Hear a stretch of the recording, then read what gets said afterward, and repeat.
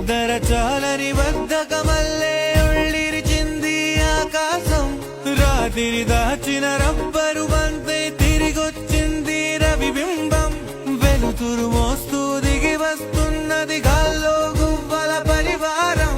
Salute చేసే సైనికులల్లే స్వాగతమంది పచ్చదనం. మౌనంగా ధ్యానంలో ఉంది మా గణం. చిట్టి పట్రంగి